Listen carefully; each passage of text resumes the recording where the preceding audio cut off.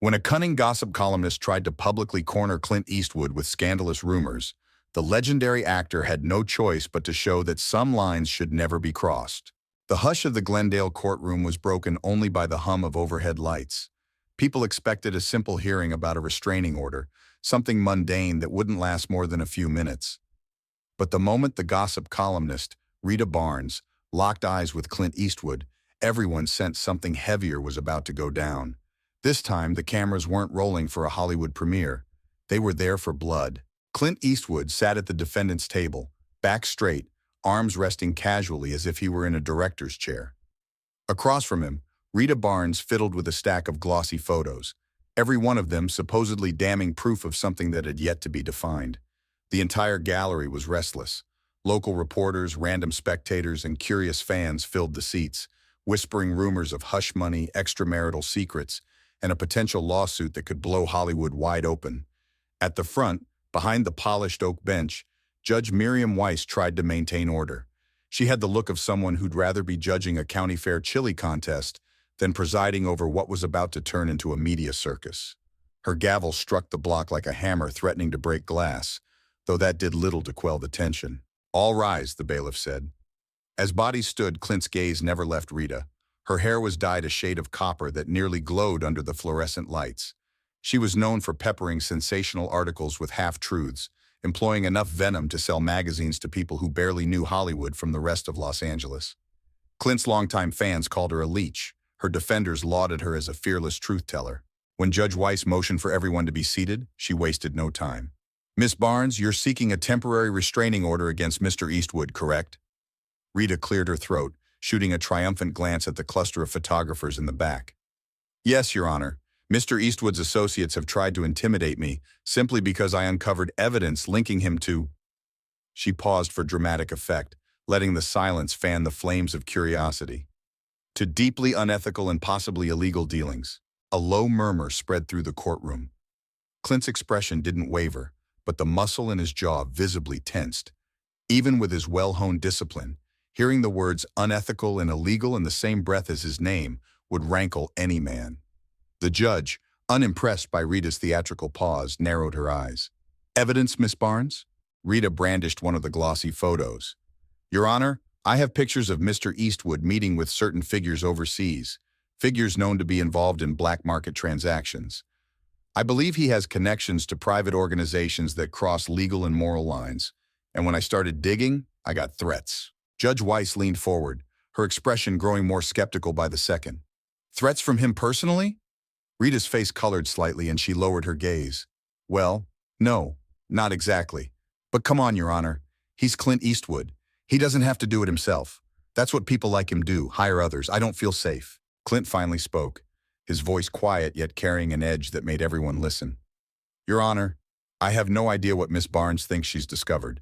I have nothing to hide, and I certainly haven't threatened anyone." The lines in his face deepened, an unspoken message of enough is enough. "But I do have a question. Why would I, of all people, need to intimidate a reporter to keep secrets buried?" Rita's lip curled. "Because you know exactly how powerful a pen can be when it points at the truth." The tension was palpable. Judge Weiss pressed her lips together. "I'll examine the photos, Miss Barnes, but I need something more substantial than speculation. As for any intimidation, we'll look into that separately." She turned to Clint. "Mr. Eastwood, if these allegations are baseless, you have nothing to worry about. But if Miss Barnes truly feels threatened, I need your assurance you'll respect the boundaries of this court order until we find the truth." The judge's even tone masked the faint amusement creeping into her eyes, as though she found this entire fiasco a prime example of Hollywood vanity. Clint met her gaze without blinking. "I respect the court," he said simply, "and I have no intention of harassing Miss Barnes." Rita gave a derisive little laugh, earning a quick glare from the judge. That laughter, seemingly small, sparked a wave of murmurs and clicks from cameras. The judge banged her gavel again. "Let's keep the theatrics to a minimum. Miss Barnes, you're requesting a 500-foot distance. Mr. Eastwood, is that—" Her question was cut short by the courtroom doors swinging open. A lanky young man, no older than 25, hurried in, a manila folder clutched under his arm. He appeared winded, as though he'd sprinted through the corridors. The judge eyed him impatiently. "Sir, you're interrupting. Do you have a reason?" He nodded breathlessly. Yes, Your Honor, I'm sorry. I'm an associate of Miss Barnes. She told me to bring these. More proof. He handed the folder to Rita, who rifled through it with barely contained glee before presenting a new photo to the bailiff. Your Honor, I'd like to submit this into evidence. If you look closely, you'll see an exchange of documents between Clint Eastwood and an unidentified man in a foreign country. Clint's lips thinned. He recognized the picture. It was taken years ago, in a place and under circumstances that were never meant for a gossip column or a public hearing. In that photo, he was younger by a decade, handshake locked with a man whose name rarely appeared in any official capacity. Rita's voice turned shrill with excitement. Your Honor, that unidentified man is rumored to be a broker of paramilitary assets. Clint Eastwood's involvement suggests more than just film deals. It suggests hush money, arms trafficking, who knows? The judge glanced at the photo, then fixed Clint with a raised eyebrow. Mr. Eastwood, any explanation? He exhaled slowly, bracing his forearms on the table. Your Honor, that was a government-sanctioned meeting. The man in the photo was a known liaison for certain private intel operations. I was working in an unofficial capacity. A snort of laughter escaped the corner of the gallery. A few spectators giggled, elbowing each other like they had just heard the world's most ridiculous excuse. The judge's lips twitched with something akin to skepticism. She tried to keep her composure, but a slight chuckle escaped her. Are you implying you were some sort of secret agent, Mr. Eastwood? A ripple of amusement traveled through the courtroom. Even Rita smirked like she'd just caught him in a grandiose lie. Clint stared at the table for a heartbeat, then reached inside his jacket. The bailiff tensed, a hand drifting toward his holster. But Clint Eastwood didn't pull a gun. He pulled out something small and silver, an object that glinted under the stark lights. He laid it on the table where the judge could see, letting the overhead lamps reflect off the engraved letters. That, Your Honor, he said quietly, is a United States Secret Service badge. Judge Weiss froze, her eyes widening in genuine shock. Rita's smug grin vanished in an instant. A hush fell over the room, broken only by the soft click of someone's camera. How? The judge whispered. This must be some Hollywood prop? Clint shook his head, the lines on his face etched with a gravity that no film roll could replicate. It's real. I was sworn in under special circumstances long ago. It was a part-time consultative role classified at the highest level. He pushed the badge closer to the judge. Authentic down to the serial number. A stricken hush filled the courtroom. Nobody so much as breathed. Rita swallowed, her bravado crumbling. Judge Weiss stared at the badge, her mind seemingly trying to reconcile the image of the Hollywood legend with the reality of a man who might have served in a covert national security capacity. She cleared her throat, her voice trembling around the edges. Mr. Eastwood, you realize the magnitude of what you're saying? If this is real, then Miss Barnes's allegations might not just be slander. They could be unveiling sensitive information that was never meant for public eyes. Clint inclined his head. Exactly. His gaze cut across to Rita. She's not just stirring up gossip. She's poking at skeletons no one wanted dug up. Rita stood there, speechless, photos clutched in her trembling hands. It was as if the ground had shifted beneath her. This wasn't the scoop of the century, or maybe it was, only bigger and far more dangerous than she'd imagined. Her lips quivered, searching for a retort, but no words came out. The judge set the badge down gently, her expression grave. I need a recess, she muttered, rapping her gavel. Court is adjourned for 1 hour. Bailiff, clear the room. I need to speak to Mr. Eastwood in chambers. Miss Barnes, remain available. People filed out in a stunned hush, cameras forgotten in the scramble. The last to exit were a few local bloggers who kept glancing over their shoulders, as if they couldn't believe what had just happened. Finally, the heavy doors closed behind them, leaving Clint, Rita, and the judge in a vacuum of tension. Rita's confidence had evaporated. What does this mean? She blurted, her voice a pitch higher than usual. Are you even allowed to talk about any of this?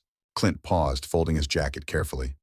Probably not, but once you started waving those photos around, my hand was forced. The judge motioned them both forward. My chambers now. They followed her through a side door into a modest room lined with bookshelves.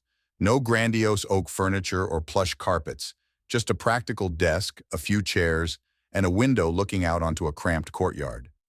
Judge Weiss shut the door firmly, then turned, her voice hushed. I'd like an explanation, Mr. Eastwood, and I'd like it off the record. Rita hovered near the doorway as if unsure whether she belonged in that private space. Clint slipped the badge back into his jacket. After the success of a few military-themed projects, I was approached by certain federal officials decades ago. They thought my public persona could be useful as a cover in certain delicate missions, especially ones involving higher echelons of power overseas. I mostly provided eyes and ears, but I was sworn in under the Secret Service umbrella to ensure legal backing. The judge ran a hand over her brow.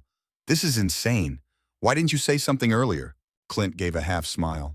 Because it was never meant to be revealed. I assumed it wouldn't come up until Miss Barnes decided to label me an arms trafficker. Rita felt the word trafficker sting her ears. She took a tentative step forward, trying to resurrect her bravado. Hold on. You're saying those pictures I have are from your covert ops? Then why are you with known criminals? Clint's gaze turned steely. Because intelligence gathering often requires meeting unsavory people. Doesn't mean I ever broke the law. She chewed her lip, scanning his expression for any crack in the armor. It's too big. Do you realize how big this is if it's true? Judge Weiss sank into her chair. Miss Barnes, big doesn't even cover it. If Mr. Eastwood's statement is accurate, your articles might compromise national security. You could be opening a can of worms that Congress itself buried ages ago. Rita's eyes darted between the judge and Clint. But my job. Clint took a breath. You wrote your story without knowing the full context. I get it. That's how tabloids work. But you need to understand, if you keep pushing, you won't just be tangling with me. This could invoke agencies who don't like old secrets crawling into the light. A cold weight settled in the small chamber. The judge tapped her nails on the desk. Mr. Eastwood, what do you expect me to do now? He glanced at the closed door, aware that the world outside was waiting for them to re-emerge. I expect you to handle this as discreetly as possible, keep her safe, and keep me from having to reveal more than I already have. Rita bristled. I don't need his protection. The judge pinned her with a sharp look. Oh, I think you do. If there really are foreign links and classified operations involved, you're in danger. Not necessarily from Mr. Eastwood, but from anyone who wants these matters kept quiet. Rita's face paled. For a moment, she looked like she might collapse. Clint studied her, remembering the time he'd encountered an overzealous journalist in the Middle East who ended up vanishing after poking at the wrong network. Miss Barnes, he said gently, this is bigger than a headline. Are you sure you want to keep digging? Her eyes flicked to the judge, then back to Clint. She stammered, I didn't know, I really didn't. Silence stretched. Finally, Judge Weiss stood, smoothing her robe. We'll reconvene and figure out how to proceed. But let me be clear. One false move, and Miss Barnes's life might be at risk, or national secrets could be blown wide open. This is uncharted territory, and I won't have it become a public spectacle in my courtroom. Clint inclined his head. Understood. Rita said nothing, just pressed her lips into a thin line. It was the first time in her career that she seemed at a loss for words. When they stepped back into the courtroom, the previously empty gallery flooded in again. The hour recess had given plenty of time for rumors to spread, and the place was more crowded than before. The judge took the bench with a somber expression, and Clint noticed how her hands gripped the gavel with unspoken tension. Rita resumed her seat, her usual swagger gone. Judge Weiss cleared her throat. Having reviewed the new evidence in the context provided, this court will grant Miss Barnes a temporary restraining order out of caution. But I remind both parties that this is not an admission of guilt. It is a measure for safety while we investigate. A media flurry erupted. Flashes of cameras, the whir of cell phone recordings, hushed commentary that rose in decibel level like an approaching storm. Clint felt a surge of frustration. People would spin their own narratives. But he also noticed Rita was silent, her gaze focused on the badge she'd glimpsed. She looked conflicted, like someone who'd just learned a secret that threatened to swallow her whole. The judge gavelled once, sending a resounding crack through the microphone speakers. Next hearing in 1 week. Court is adjourned. Outside, the sun had begun to set, painting the sky in crimson and gold. Rita slipped into the corridor, ignoring a few attempts by her colleagues to question her. Clint found her by the vending machines, rummaging for change like a restless animal cornered by circumstances too big for her to handle. He approached quietly, noticing the fear in her eyes. Miss Barnes, he said. Rita. She jerked around, her fists clenched. What do you want? Clint raised his palms. I get it, you're upset. She let out a broken laugh. Upset? You just dropped a bomb on me. Now I'm probably on some list, or I might get a knock on my door at 3 a.m. by people I've never even heard of. You think I asked for that?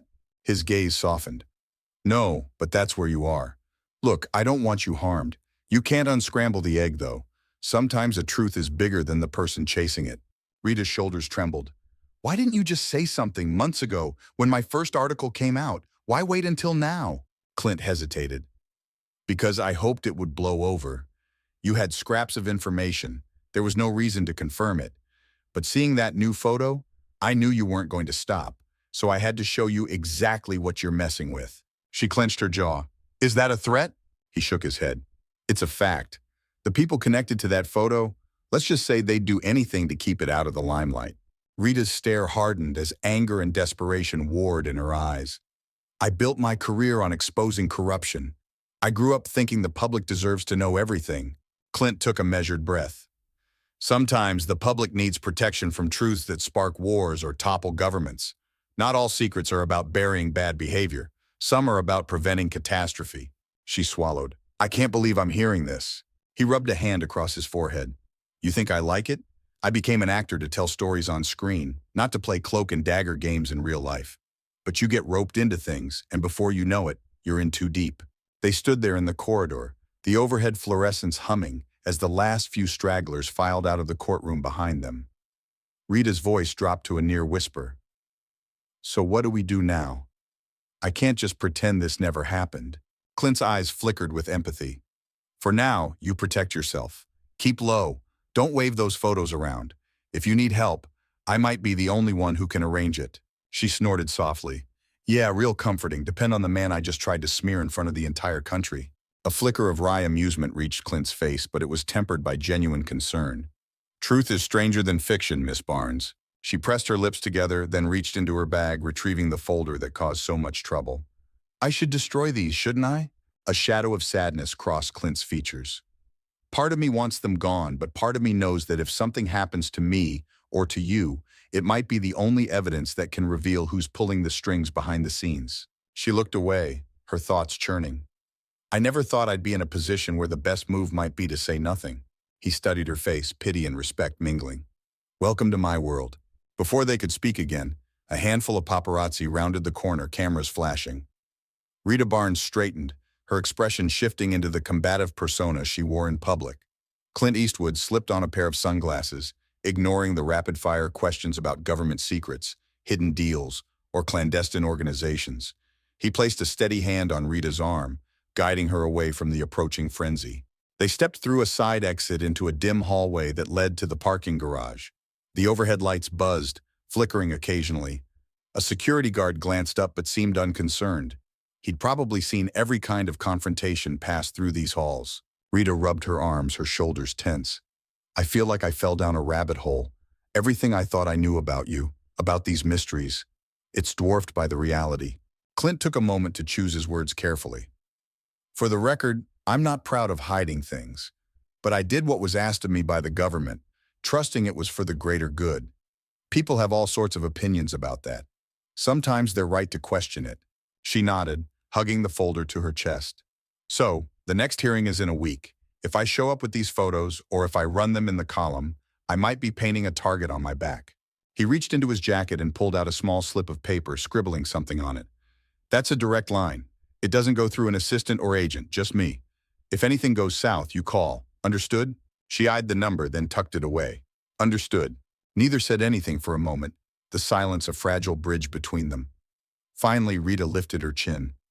This doesn't mean I won't write my story eventually. It just means maybe I'll wait until I know for sure who the real villains are. Clint tipped his head in a grudging nod. I can respect that, but be careful. Some secrets once exposed can't be undone. She opened her mouth to reply, but the echo of footsteps on concrete pulled their attention. At the far end of the parking garage, a black SUV idled. The windows were tinted dark. Clint felt a prickle at the back of his neck. He'd seen enough in his covert days to recognize a watchful presence. Rita followed his gaze, eyes widening. Are they? His hand slipped to his belt, checking for the comforting weight of the metal he carried. Might just be private security for some official, he murmured. Or might be something else. We should leave.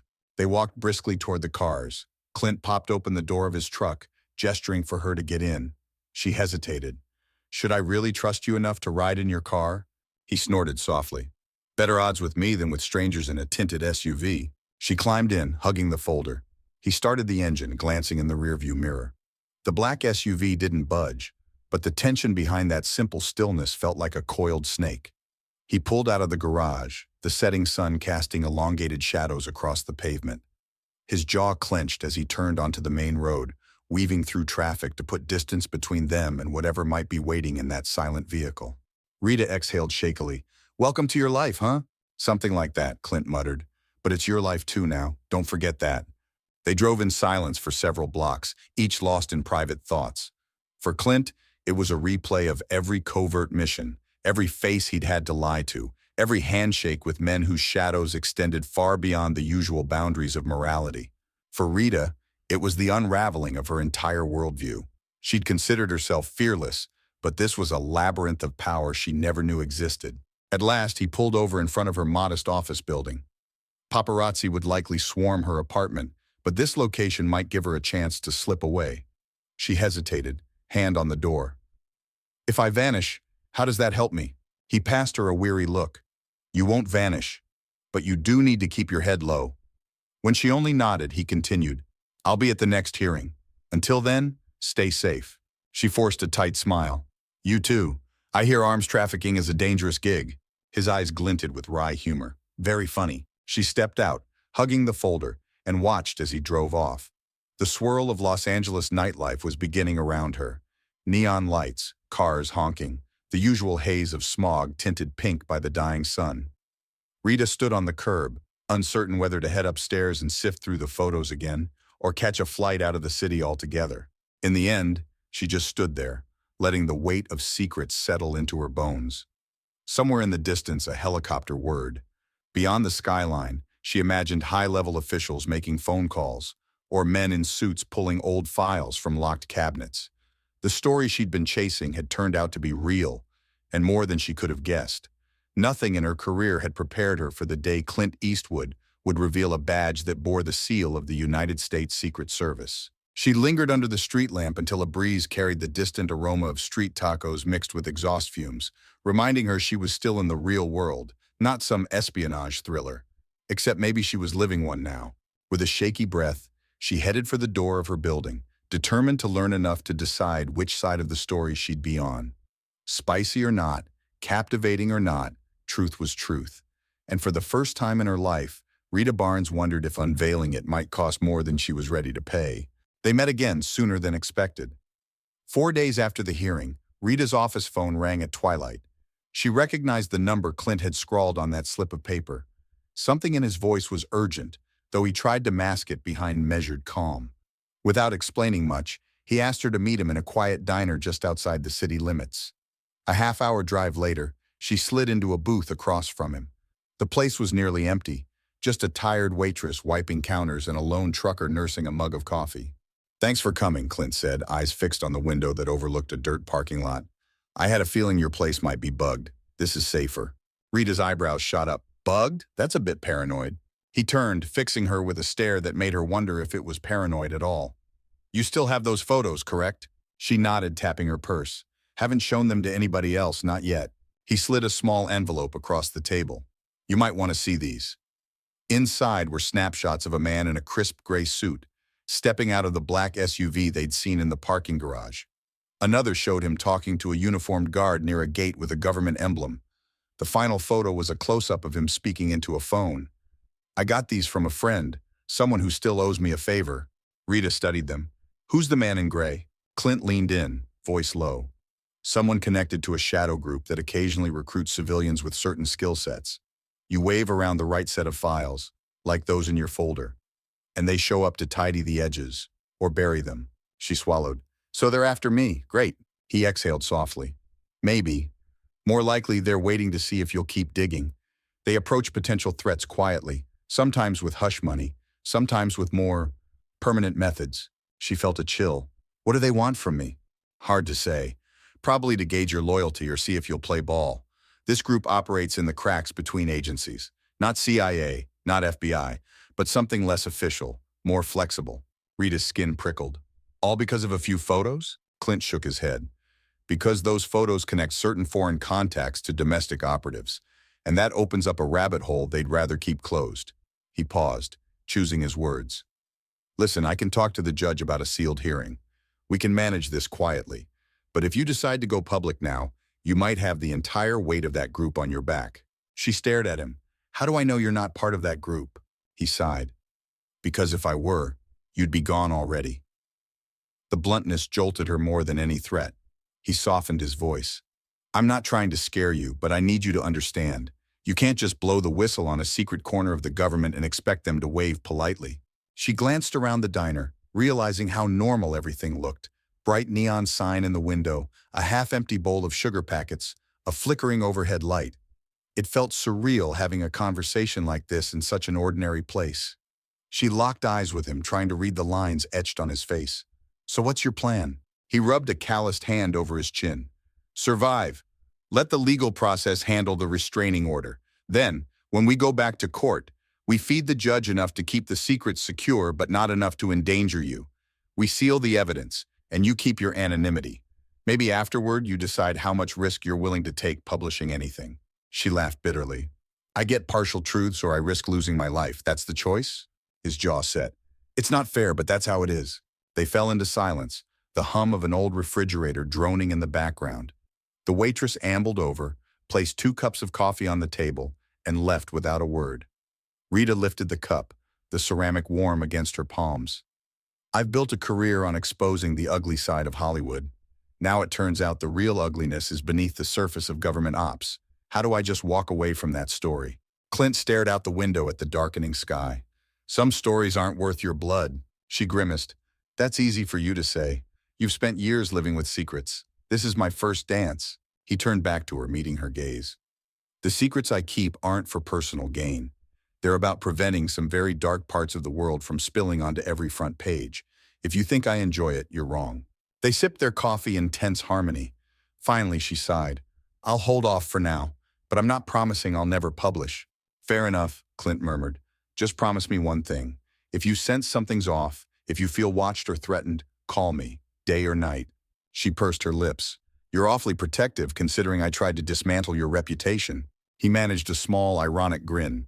Protecting you also protects me. Let's call it mutual self-interest. Outside, a pair of headlights swept across the parking lot. Instinctively, Clint stiffened, checking the reflection in the diner's glass. The car passed by without slowing. He exhaled, tension easing from his shoulders. Rita noticed. You live like this all the time? A ghost of weariness flickered in his eyes. Only when old ghosts start coming back. They finished their coffee in relative silence. Even when no words were spoken, the air felt thick with the unspoken understanding. They were in this together, for better or worse. Whatever the next hearing brought, they had to be on the same page or risk being pitted against each other by forces far more powerful than either of them realized. Rita placed cash on the table to cover the bill, though Clint tried to wave it off. It's on me, she insisted, perhaps as a symbolic gesture of cooperation. He didn't argue further. With a nod, they stepped back outside. The wind had picked up, carrying the scent of desert dust from the east. Drive safe, Clint said, scanning the parking lot. I'll see you in court. She nodded, turning toward her car. Yeah, see you there. As she pulled onto the lonely stretch of highway, her headlights illuminated the cracks in the asphalt. She couldn't shake the feeling that, any second, a black SUV might appear in her rear view. Her heart thumped as adrenaline tingled under her skin. She'd been in sticky situations before, celebrities threatening lawsuits, high-stakes paparazzi chases. But none of that compared to the sense of stepping off a ledge into unknown darkness. This was bigger, sharper, realer. On the other side of town, Clint Eastwood drove in the opposite direction. The wind ruffled his hair through the open window, and the radio played at a low volume, one of his old jazz favorites. He tried not to let memories of classified missions crowd his thoughts. That was another lifetime, or so he'd believed. But secrets have a way of clawing out of the grave, demanding attention at the worst possible times. He found himself hoping Rita could hold her nerve. He felt something akin to guilt for pulling her deeper into the rabbit hole. Yet he also sensed that if anyone could handle the truth, it might be a woman who'd made her name chasing rumors to their bitter end. He tried to ignore a growing dread that maybe they'd both stepped into a trap from which no amount of cunning or legal wrangling could rescue them. The next few days blurred by. Clint kept mostly to himself, avoiding the usual Hollywood haunts. He knew paparazzi would be hungry for any scraps of scandal. Rita, for her part, temporarily suspended her column, citing personal reasons. Unbeknownst to the general public, she spent that time installing new locks on her door, scanning her office for hidden bugs, and jumping at every stray sound in the hallway. The black SUV never made a second appearance, but the sense of being watched lingered like an unwanted ghost. At last, the day of the second hearing arrived. The sun rose bright and hot, scorching the streets of Glendale. Outside the courthouse, news vans lined the sidewalk, microphones and cameras jostling for position. Rumors flew that Clint Eastwood had admitted to involvement in arms deals, that Rita Barnes was the next Crusader journalist about to expose a massive government conspiracy. Truth and gossip blended into one swirling cauldron, stirring the city's curiosity. Inside, Judge Miriam Weiss prepared for another storm. She'd spent the week tiptoeing around phone calls from concerned citizens claiming to represent security agencies.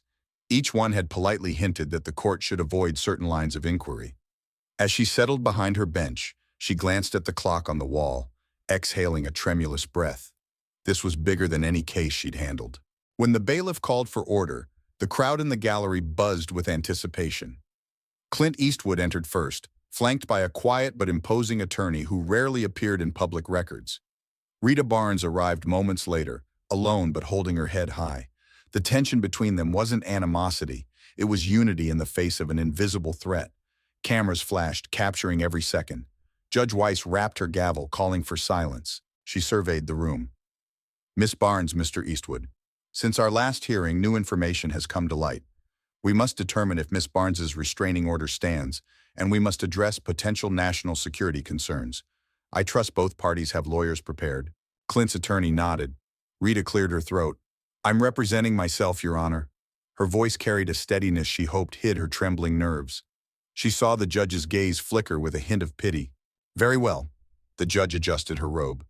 "We'll begin by reviewing any additional evidence Miss Barnes wishes to submit." Rita paused. She could produce the photos. She could wave them in front of the entire courtroom, setting off a chain reaction she couldn't control. Her eyes found Clint's. He gave an imperceptible shake of his head, an unspoken reminder of the cost. She inhaled, then said, "No new evidence, Your Honor.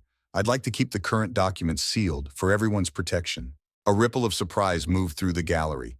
The reporters exchanged glances, clearly frustrated that no grand revelation was coming. The judge raised an eyebrow. "Sealed, Miss Barnes?" Rita's throat felt dry. "Yes, I realize this matter involves sensitive material. I no longer believe Mr. Eastwood is a threat to me." The judge looked from Rita to Clint, her expression a mixture of relief and curiosity. "Then, Miss Barnes, do you wish to withdraw your request for a permanent restraining order?" She clenched the edge of the table. This was the moment. "I do, Your Honor." Another wave of astonishment rippled through the crowd. Cameras clicked furiously. For the first time in Rita's career, she was letting go of a story. Judge Weiss studied her carefully. "You're certain?" "Yes," Rita said, forcing calm into her voice. "I misunderstood the context of certain photos. I've come to realize that chasing this publicly could endanger more lives than just mine." The judge turned to Clint. "Mr. Eastwood, do you have any objections?" He stood, smoothing the lapel of his jacket. "No objections, Your Honor. I believe Miss Barnes and I have reached an understanding." A hush fell. It was anticlimactic, but also intensely charged. Judge Weiss nodded slowly. "Very well. The court will close this case. Any and all evidence related to these proceedings will remain sealed to protect both parties and apparently higher interests. Miss Barnes, your restraining order is lifted effective immediately. Mr. Eastwood, I trust you'll maintain appropriate boundaries, though I suspect there's no further animosity." Clint inclined his head. "We have no quarrel." The judge struck the gavel lightly. "Case dismissed." And just like that, it was over, or so it seemed. The gallery erupted in a flurry of whispers and speculative commentary. Cameras popped in rapid succession, capturing the two former adversaries who now appeared strangely unified. Rita Barnes, unstoppable gossip columnist, was quietly stepping away. Clint Eastwood, iconic actor with a hidden past, was slipping back into normalcy, or at least as normal as life could be.